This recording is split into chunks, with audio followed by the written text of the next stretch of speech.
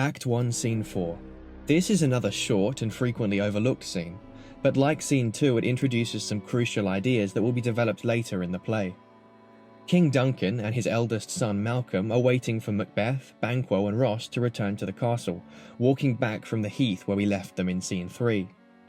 Duncan asks Malcolm whether the men he sent to execute the traitorous Thane of Cawdor have yet returned. Malcolm answers that they have not, but that he has heard from a messenger who said that the execution had been done, and apparently, in the last few moments of his life, the Thane of Cawdor repented. We did report that very frankly he confessed his treasons, implored your highness' pardon, and set forth a deep repentance. Nothing in his life became him like the leaving it. He died as one who had been studied in his death, to throw away the dearest thing he owed as 'twere a careless trifle. Here Duncan and Malcolm enter into a fascinating exchange, trying to make sense of how someone they all trusted could have gone so bad. How, Malcolm asks, could someone throw away something so precious as their life, as if it were a careless trifle, just for the slim possibility that he might himself become king? This simile has a heavy degree of foreshadowing, since we are about to witness another man throw away his own life out of a desire to gain more than he has. Duncan cuts in and tells Malcolm that there is simply no way of understanding such a person, since their inner thoughts do not line up with their outward appearance. There's no art to find the mind's construction in the face. By face, he means the overall appearance of a person, the experience of knowing someone day to day in contrast to the reality of their inner thoughts and world. This metaphor of Duncan's, contrasting the mind with the face, is a fantastic way of introducing the theme of appearances versus reality that is often talked about with reference to this play, particularly in contrast to the soliloquy of Macbeth's that will conclude this scene we're discussing, where Macbeth commands the stars not to shed light on his inner world. Duncan goes on. He was a gentleman on whom I built an absolute trust. Duncan's final words before Macbeth enters, "a gentleman on whom I had built an absolute trust," are heavy with dramatic irony given what the audience now knows about Macbeth's emerging plans to make himself king. This irony is emphasized by a clever poetic technique Shakespeare uses, whereby Macbeth actually enters halfway through one of Duncan's lines, since the line, "an absolute trust," cuts off short of the 10 syllables typical of blank verse, at which moment Macbeth enters, and Duncan only then completes the line with "O worthiest cousin."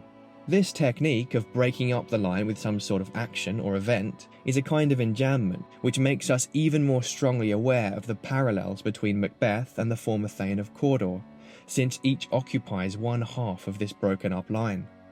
But it also emphasizes the dramatic irony, as the audience is forced to contrast that word trust with the immediate entrance of Macbeth. It is almost as if the words "an absolute trust" are a sort of cue or a stage direction, words that signify the entrance of the man who will go on to murder the one who speaks them. Now Macbeth enters, Duncan greets him, and for a moment it is as if the episode with the witches had never happened. Macbeth is all smiles and cheers as he speaks to Duncan, right up until something unexpected happens. Thanes, and you whose places are the nearest, know we will establish our estate upon our eldest, Malcolm, whom we name hereafter the Prince of Cumberland. Duncan makes his son Malcolm the Prince of Cumberland, which is the title the king gives someone when he appoints him as his successor to the throne. Now remember that the Scottish kingship in the 11th century was not actually a hereditary title, but rather kings could select their successor in much the same way that the Roman emperor could, and it was not at all assumed that the king would pick his own child. In fact, normally, the king would appoint his finest or most trusted general, which is why Macbeth is so outraged by the decision. There is an element of politics in this plot point that Shakespeare adds to the Macbeth story, in that the English kingship, by contrast, has always been traditionally hereditary, and the bloodshed that Macbeth brings about in his desire to become king is a subtle jab at the jealousy and political instability that this system might bring about, and by extension a way of saying that his patron, King James, has the right ideas. Also, it affirms James' own claim to the throne, which was hereditary through Malcolm's line. But Macbeth is not only angry at this appointment, he is also shocked, for where moments before it seemed like everything the witches said was just falling into place, now it seems there are barriers in his way, and he must take the initiative himself. where in the previous scene Macbeth had a degree of peace about the future, saying, If chance will have me king, why chance may crown me without my stir. That phrase, without my stir, means that if fate was going to make him king, then surely fate would just get on with it without him having to do anything. But now, in this scene, his attitude has changed. Suddenly there is a barrier in his way.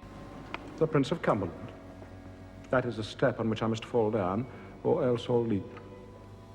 For in my way it lies. This metaphor of Malcolm as a step is a wonderful double entendre, since on the one hand steps are things that you can trip over, but on the other hand they are a way in which you can rise up to greater heights than ever before. These two quotes we have contrasted are absolutely critical, since they mark the moment at which Macbeth goes from thinking he can just sit back and watch the witch's prophecies come to pass, to realizing that in order to make them come to pass, he must take action himself. This raises an important and fascinating question about the witches. Are they predicting the future, or are they creating it? Are they predicting what Macbeth will do, or are they the cause that makes him do it? Or is there even any difference between those things? But this moment also leads us on to the wonderful soliloquy that concludes this scene, where Macbeth really realizes that he must do something awful if he wants to make this prophecy come true, and thereafter he must hide his true desires from the rest of the world. Stars, hide your fires. Let not light see my black and deep desires. The eye wink at the hand. Yet let that be which the eye fears when it is done to see. Notice here the rhyming couplets that conclude the speech. These are a real anomaly in Shakespearean tragedy, since in the big tragedies, for the non-insane characters, he really only uses rhyming couplets at the end of scenes, to give a sort of closure. But here it is Duncan who has yet to have the final words of this scene, after Macbeth has had his villain moment, and so it seems strange, until we realise that there is a deeper significance to this introduction of rhyming verse to Macbeth's character, since it is the same rhyming verse that the witches use. More and more as the play goes on, we will see that as Macbeth succumbs to the witches' influence, he also succumbs to their language. He talks about the dark powers. His verse becomes more broken up, but also more rhyming and spell-like. Their influence on his behaviour is echoed even more deeply in their influence on his language. Finally, note this speech's use of contrasting metaphors of light and dark, of seeing and blindness, first with the stars, which he commands not to reveal his black and deep desires, and secondly his eyes, which he commands to wink at his hands, so that the eyes cannot see what the hands are doing, this terrible deed that he now plans. All of these metaphors tie in wonderfully with the theme of appearances versus reality in this play, but particularly with reference to Macbeth's character, they reveal the tortured nature of his conscience. Where other villains and murderers in Shakespeare are able to do what they do without a hint of remorse, Macbeth is never like that. He really does have a conscience. It sickens him what he does. Only his desire, his ambition are all the more powerful. They overpower his conscience, but they never replace it. But Macbeth has now been dismissed. Duncan has announced that he will be spending the night at Macbeth's castle, and Macbeth leaves to help his wife prepare for the king's arrival.